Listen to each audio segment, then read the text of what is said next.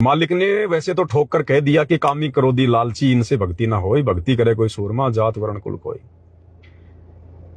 आपने कभी विचार किया हो, गुरुदेव हमें सत्संग में विश्वामित्र की कथा सुनाते हैं, मार्कंडे ऋषि की कथा सुनाते हैं, और क्या बताया गुरुदेव ने कि एक समय विश्वामित्र तपस्या कर रहा था।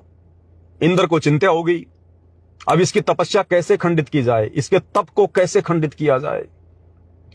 तो सबसे बड़ा जो दाव है इनके पास में, काल के पास में सबसे बड़ा जो चाल है वो है स्त्री, विषय वासना। तो इंद्र ने क्या किया, उर्वशी को भेज दिया। वो आई अर्धनग्न कपड़ों में, डांस करने लगी, अपनी महक छोड़ दी उसने, और विश्वामित्र के आगे अर्धनग्न होकर नाचने लगी। धीरे धीरे विश्वामित्र की आंखें खुल गई। आंखें खुलने के बाद में विश्वामित्र की उसके प्रति आसक्ति हो गई। दोनों ने आपस में प्यार प्रेम किया, शारीरिक संबंध बनाए, और विश्वामित्र ने उससे शादी कर ली। शादी के कुछ वर्ष बीत गए, एक लड़की हो गई।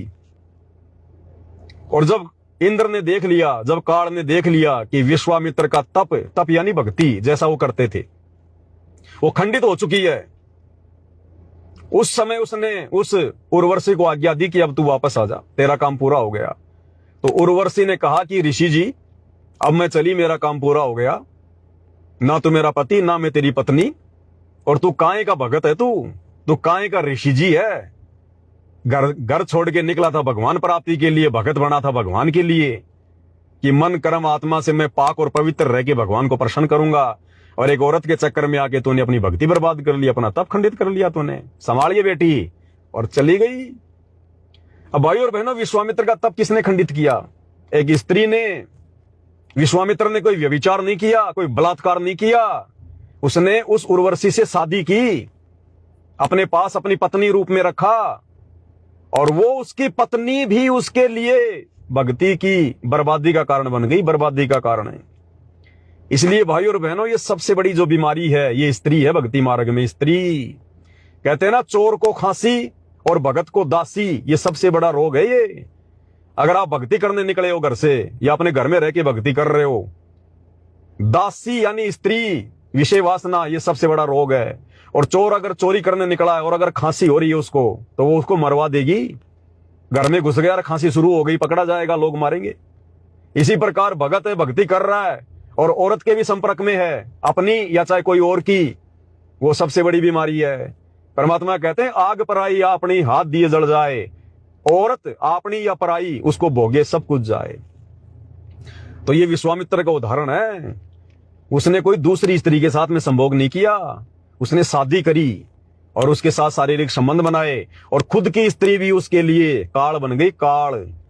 इसी प्रकार जब मार्कंडे ऋषि बंगाल की खाड़ी में तपस्या कर रहा था, तो काल ने क्या दाव चला, अपनी औरत को भेज दिया, क्योंकि आदमी यही मरता है, यहीं पे सबसे ज्यादा भक्ति का नाश यही होता है।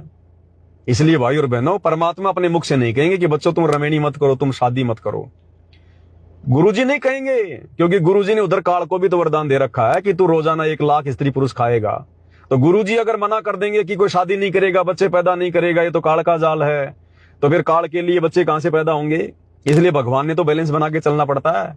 इसलिए परमात्मा संकेतों में बात करेगा, और संकेतों में तो छोड़ो, गुरुदेव ने तो वाणियों में साफ साफ कह ही दिया, कामी क्रोधी लालची इनसे भक्ति ना होए, भक्ति करे कोई शूरमा जात वर्ण कुल खोए। आग पराई अपनी, हाथ दिए जल जाए, नारी पराई अपनी, भोगे सब कुछ जाए। और गुरुदेव कहते हैं भग भोग्या भग उपजय, भग से बचा ना कोई, और जो कोई भग से बचे, भाई भगत कहावे सोई। जिस दिन तुम इस गंदगी से दूर हो जाओगे, तब तो तुम एक भगत कहलाओगे। तो भाई और बहनों, हर चीज को सतगुरु रामपाल जी भगवान खोल के नहीं बताएंगे। इसके लिए तो गुरुदेव ने हम सबको मनुष्य शरीर दिया है, ऊपर से अपना तत्व ज्ञान दे दिया, आशीर्वाद दे दिया। हमने भी चिंतन मनन करना पड़ेगा कि भक्ति मार्ग में कहां हमारे को हानि है, कहां हमारे को फायदा है। तो क्या कह रहे हैं गुरुदेव, सत्य